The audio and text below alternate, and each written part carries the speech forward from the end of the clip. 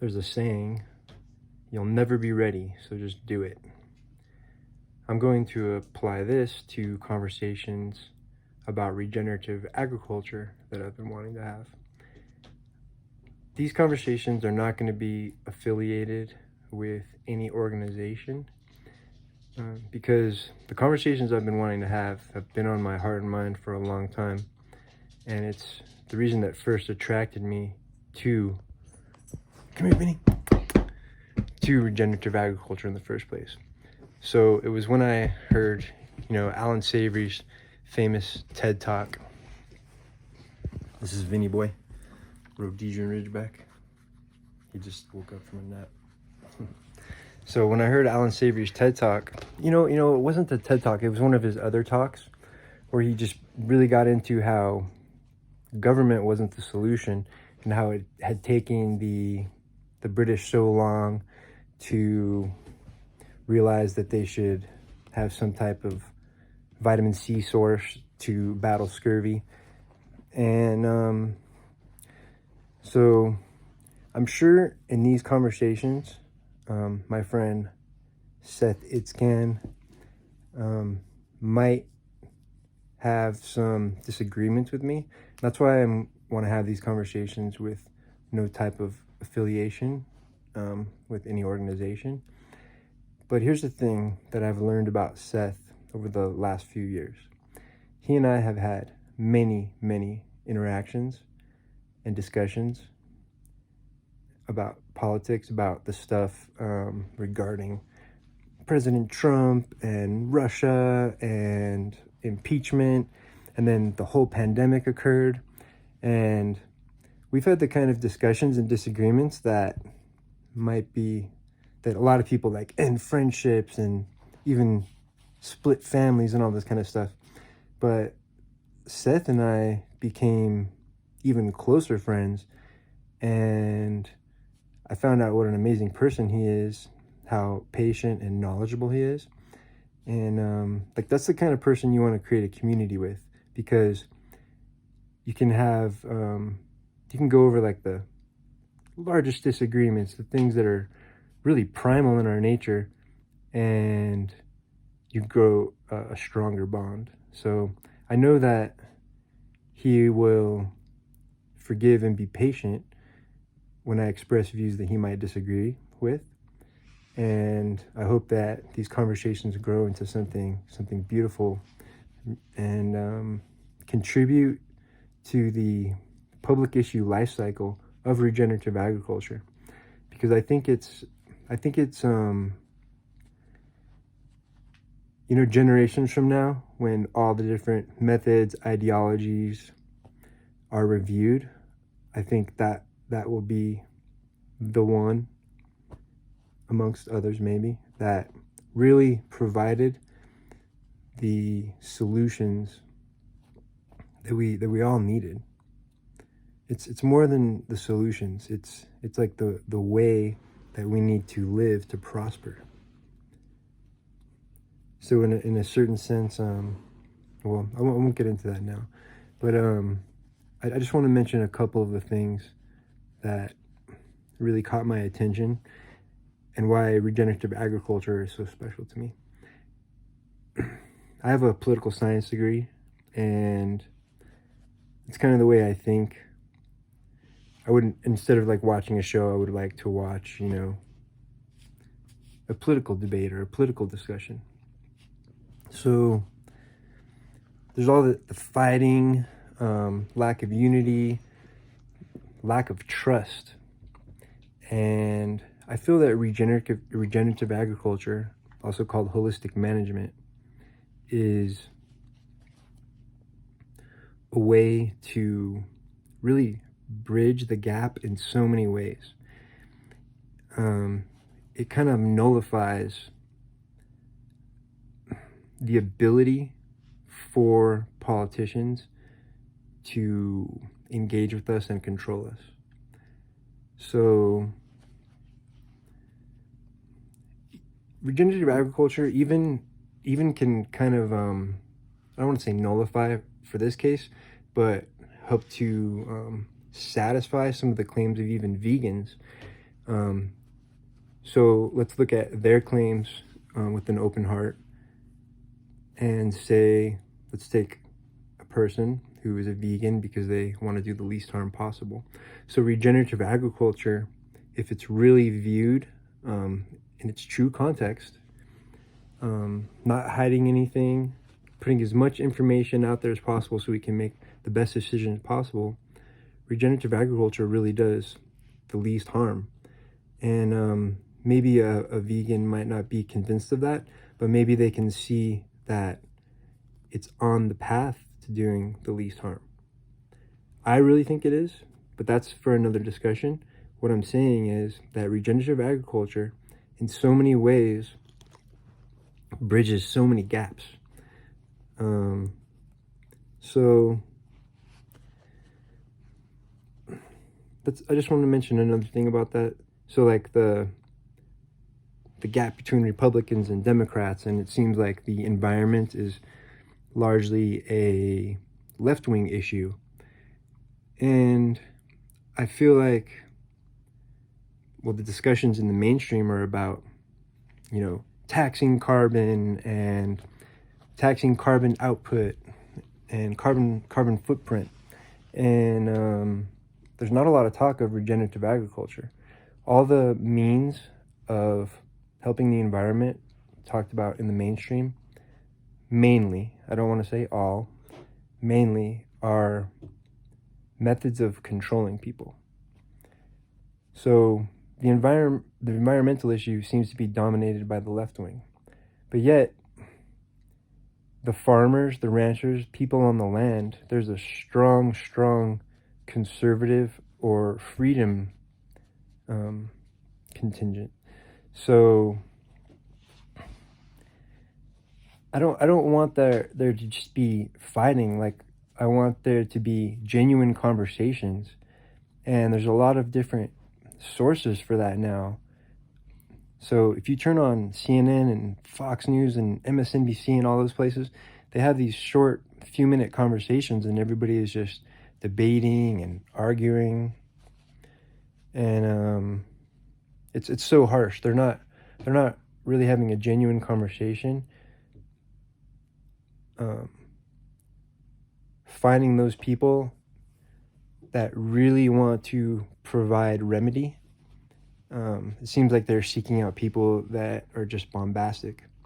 And so the new way is, like, if you listen to podcasts like with Joe Rogan, if you listen to podcasts with Lex Fridman, he really has a genuine, like Lex Fridman, for instance, he really has a genuine, heartfelt desire to connect with the person that he's speaking to. So when people are watching that, they can be provided with a discussion that is authentic and really cuts through all the noise and the purposeful discord. And it's really, I think that's how we really find remedies, and not being afraid to talk about certain ideas. All of the censorship and canceling over the last few years, it just went against everything that I came to know and believe was important. Like, there's all sorts of ways people have had this discussion and described it, like sunlight is the best disinfectant, that type of thing. So just not being afraid to approach conversations, not being afraid to see things.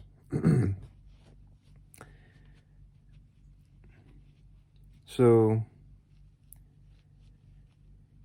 the conservatives are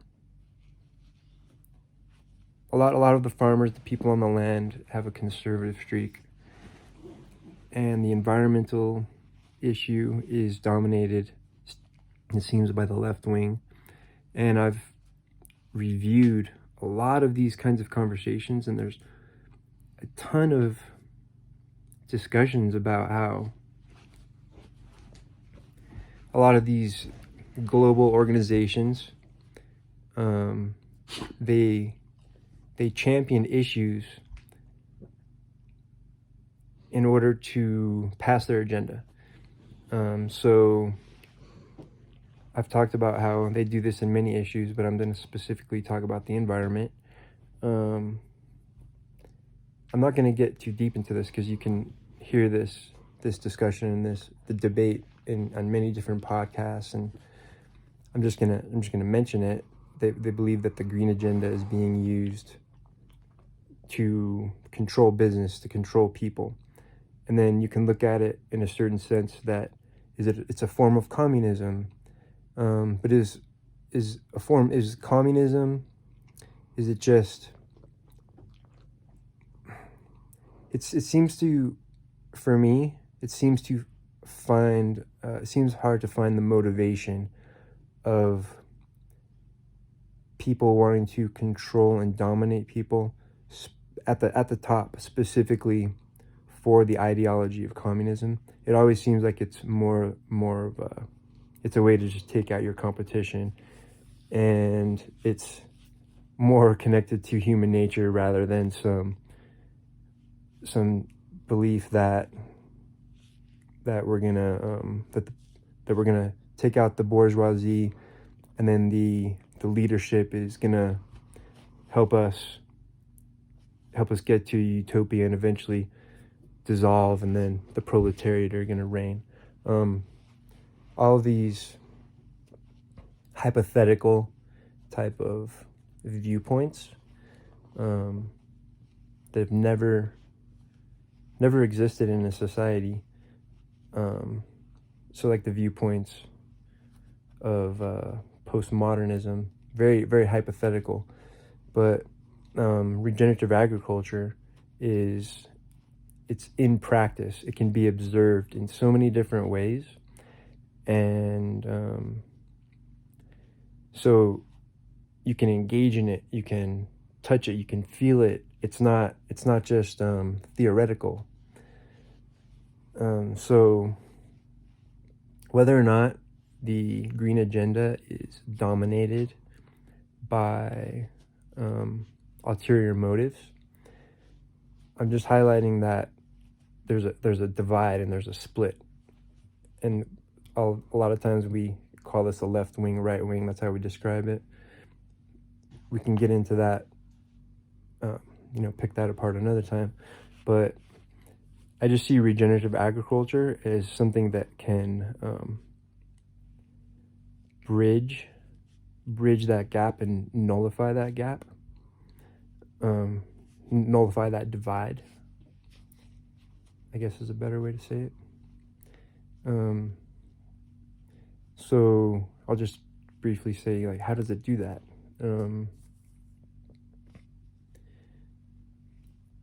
Let's take a landowner. Maybe they bought it within their generation, they bought it themselves, maybe the land was passed down to them. The productivity of that land, are they earning money on that land? So what regenerative agriculture does is it views your entire operation in a context, and the purpose is to I don't want to say use the soil, but use your land in a way that enriches it and improves it while it's being used and producing for you, your family, your community, for the animals that are there, for the soil food web. It's not just humans using something and exploiting something. It's providing and in these discussions, I want people to correct my words, because some of the discussions that we're going to have are just on terminology. So I really like terminology, and I'm going to say the wrong word sometimes, and please correct me. So I wanted to say the word climax community.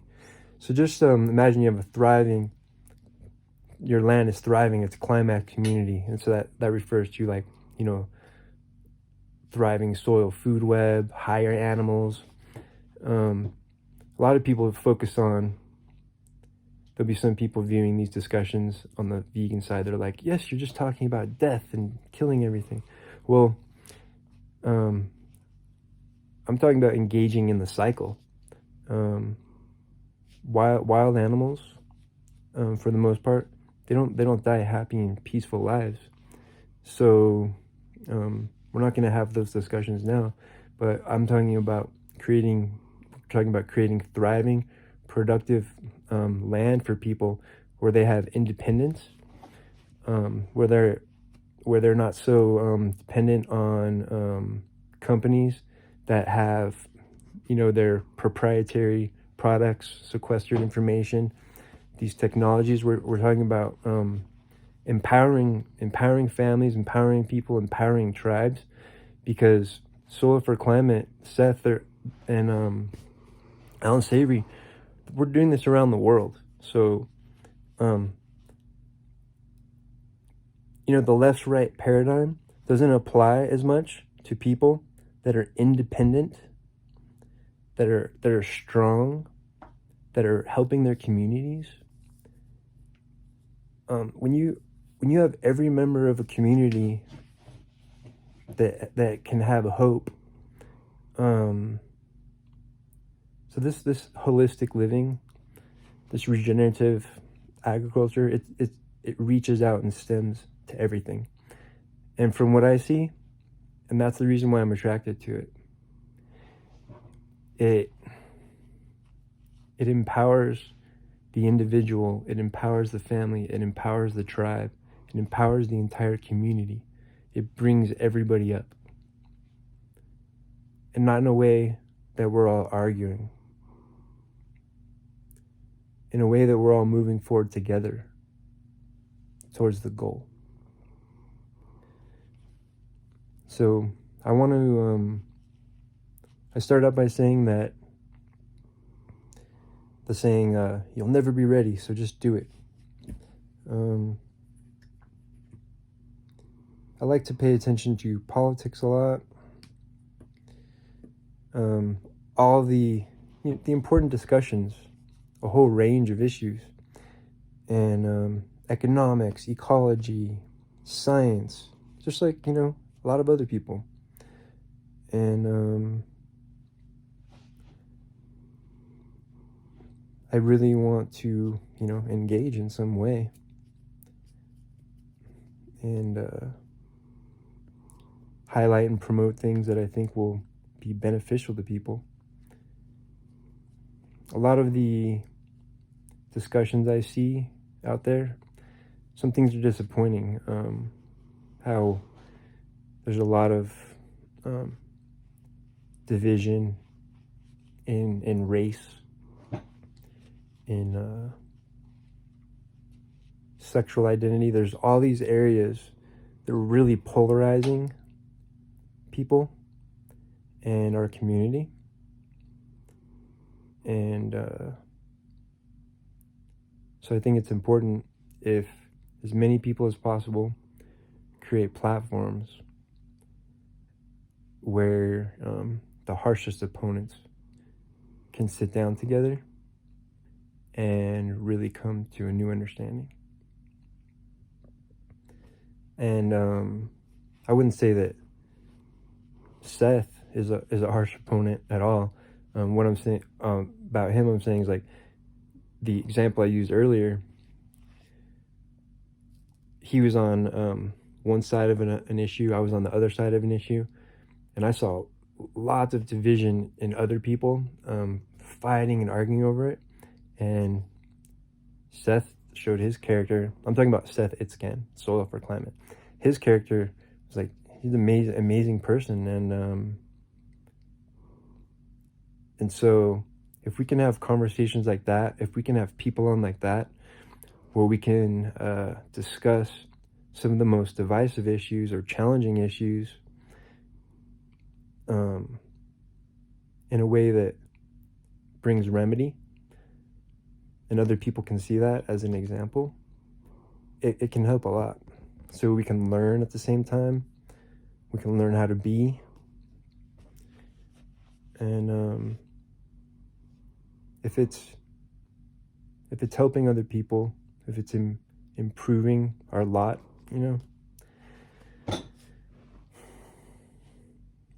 because we can build so much together. So this is the first installment.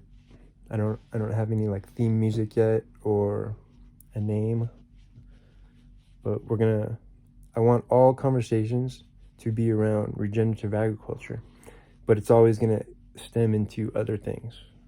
So I'm not gonna put any fixed boundaries. But thank you so much, and I'm more interested in hearing what you have to say.